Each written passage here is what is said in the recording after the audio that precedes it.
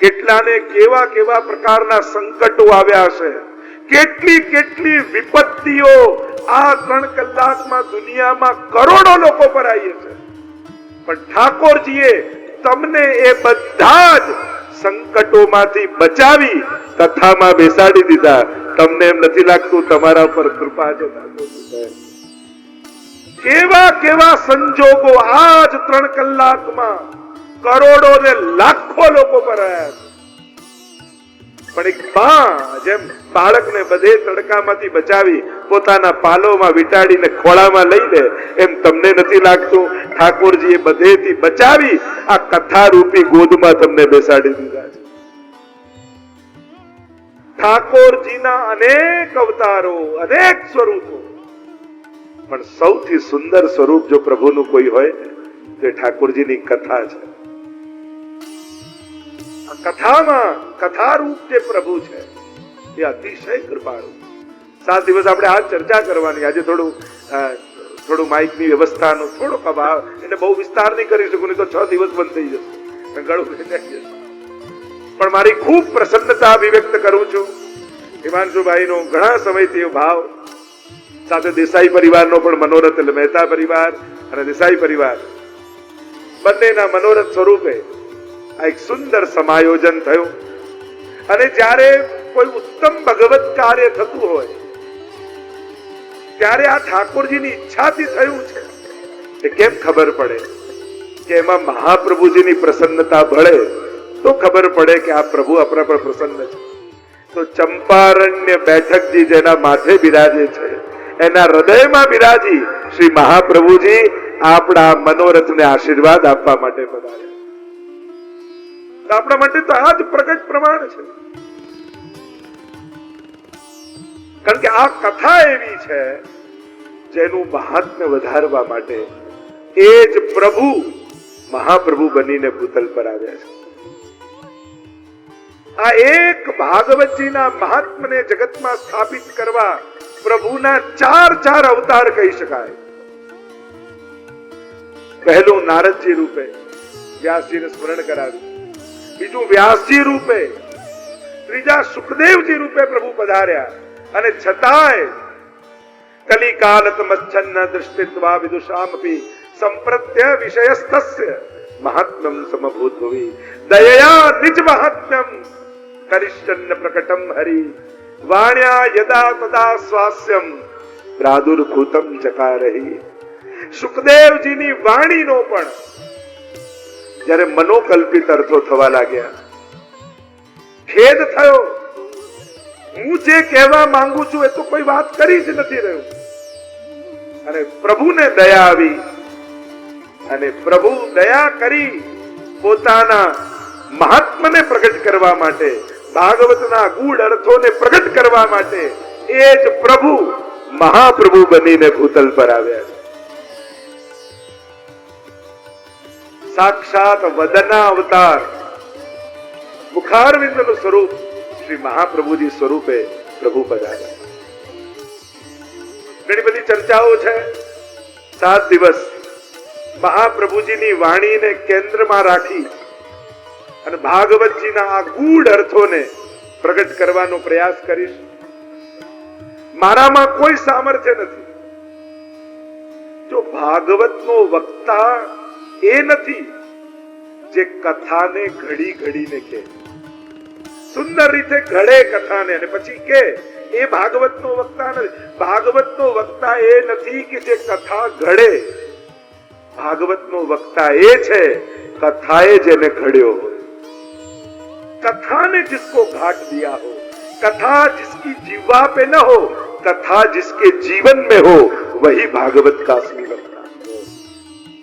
અને એ શ્રી મહાપ્રભુજી તત્કથા ક્ષિપ્ત ચિત્તસ્થ, જે કથા ભાગવત પિયુષ સમુદ્ર મથન ક્ષમઃ, એવા મહાપ્રભુજી ક્યાં સુધી એમની ગાથા વેણુ ગીત પુન યુગલ ગીત કી રસ બરખા બરખાઈ પ્રગટ ભય માર્ગ રીત દિખાઈ. આ બધી ચર્ચાઓ કરવી છે. ભાગવતજીના આ બધા જ અર્થો હું 16 ગ્રંથ કહું, હું શિક્ષાપત્ર કહું, હું અન્ય કોઈ ગ્રંથ તત્વાદી નિબંધ કહું, જે કાંઈ પણ ગ્રંથોની વાત કરું એ ક્યારે પણ એને ભાગવતજીથી જુદા નહીં માનો. આ બધા જ મહાપ્રભુજી, હરિરાયજી, ગુસાઈજી પ્રગટિત જેટલા પણ ગ્રંથો છે એ બધા જ ભાગવતજીનો જ વિસ્તાર છે. એને ભાગવતજીથી હળકા ન ગણો.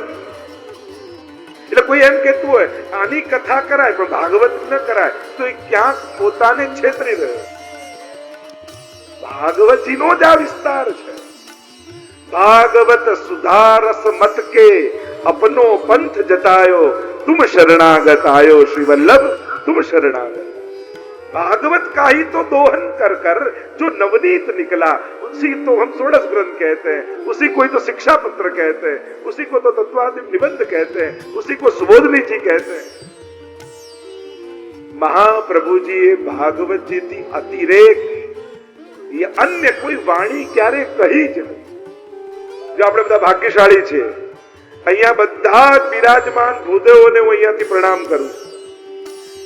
108 ભૂદેવો, વિદ્વાન ભૂદેવો ભાગવતજીના શુદ્ધ શ્લોકોનું અહીંયા ઉચ્ચારણ કરી રહ્યા છે.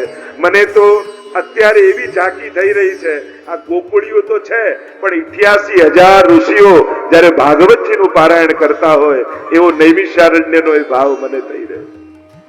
તો આ પ્રયાગ પણ છે, નૈમિષારણ્ય પણ છે, શુકતાલ પણ છે, ચંપારણ્ય પણ છે. મહાપ્રભુજીના તો પ્રત્યેક બેઠકજીમાં ભાગવતજીનું પારાયણ મહાપ્રભુજી કરે છે. આ બધી ચર્ચાઓ આપણે કરવી છે. શ્રીમદ ભાગવતના દિવ્ય અર્થોને મહાપ્રભુજીની વાણીથી પ્રગટ કરવા છે. શ્રીમદ ભાગવત પ્રશ્નાર્થથી પૂર્ણ વિરામ સુધીની યાત્રા છે. પ્રશ્નથી કૃષ્ણ સુધીની યાત્રા છે. શંકાથી સમર્પણ સુધીની યાત્રા છે. મૃત્યુથી અમરત્વ સુધીની યાત્રા છે. શ્રાપ લાગ્યો છે પરીક્ષિતને. ભાગવત માટે ભલે આપણે એમ કહીએ ભાગ્યોદયેન બહુજન્મ સમર્જિતેન સત્સંગમં ચ લભતે પુરુષો યદા વૈ મહદ ભાગ્યનો ઉદય થાય ત્યારે ભાગવત મળે એમ કહેવાય. તો પરીક્ષિતે કયું પુણ્ય કર્યું? કથા તો તમે સાંભળી છે. कौन सा पुण्य या कौन सा सत्कर्म परीक्षित महाराज ने किया? अरे पुण्य की बात तो छोड़ो, पाप किया. आशीर्वाद लेकर नहीं आए, श्राप लेकर आए. આપણે તો એમ કહીએ કે કોઈને મધના આશીર્વાદથી ભાગવત મળે, વાત સાચી છે, પણ કથાને જુઓ. પરીક્ષિત મહારાજ કોઈનો આશીર્વાદ લઈને નથી આયા, મહાપુરુષનો શ્રાપ લઈને આયા. 7મા દિવસે મૃત્યુ. વિચાર કરો, શ્રાપ છતાંય ભાગવત રૂપે ભગવાન કેમ મળ્યા? જો જેવા અવતાર એવા, જેવા અસુર એવા અવતાર. હિરણ્યકશિપુને મારવો છે તો ભગવાન નરસિંહ બની જાય. હિરણ્યાક્ષને મારવો છે તો વરાહ બની જાય. જેવો અસુર એવા અવતાર. તો અહીંયા અસુર કોણ? તો કે પરીક્ષિતને લાગેલો શ્રાપ. અને શ્રાપ શબ્દમય છે તો કથા રૂપી અવતાર પણ શબ્દમય થયો, વાંગમય રૂપ થયો. ભાગવત વાંગમય સ્વરૂપ કેમ પ્રગટ થયા પ્રભુ ભાગવત રૂપે? કારણ કે અહીંયા અસુર પણ વાંગણીમય છે, શબ્દમય છે. પરીક્ષિત મહારાજને શ્રાપ લાગે.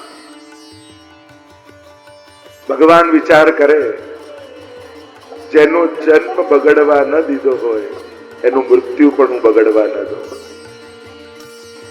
પરીક્ષિત की कथा आप जानते हैं और आप प्रथम स्कंद જ્યારે આવશે ત્યારે એની ચર્ચા કરીશું. ઘણી માતાઓ ભારત વર્ષની એવી છે જેના કુખે અનેક ભક્તોના જન્મ થયા. ઘણી માતાઓ ભાગવતમાં તમને એવી મળશે જેના કુખે ભગવાનનો જન્મ થયો. પણ એકમાત્ર ભારત વર્ષની આ માં ઉત્તરા એવી છે જેના કુખે ભગવાન અને ભક્ત બંને આવ્યા છે, બંને નિવાસ કર્યો છે. પરીક્ષિતના ત્યારે બ્રહ્માસ્ત્રથી મૃત્યુ થવાનું હતું ત્યારે સ્વયં ભગવાન અંગુષ્ઠ માત્રનું રૂપ ધારણ કરી ઉત્તરાના કુખમાં પ્રવેશ. એટલે કે આ ભાગ્યશાળી માતા એવી છે, ભક્ત અને ભગવાન બંનેને પોતાની ભીતર સમાઈને બેઠી. અને ભગવાન વિચાર કરે, મારો પહેલો જન્મ થયો અને પછી પરીક્ષિત, તો હું મોટો ભાઈ થયો કેવાઉં. અને મોટા ભાઈ નિમિત્તે પણ રૂપે પણ નાના ભાઈની રક્ષા કરવી એ મારો ધર્મ છે. અનેક ચર્ચા હોય. પરીક્ષિત મૂળ વાત તો એ છે, પાંડવોનો વંશ છે. એક વસ્તુ યાદ રાખજો, ભગવાન કેવલ ભક્તોની જ રક્ષા નથી કરતા, ભક્તના વંશની પણ રક્ષા કરે.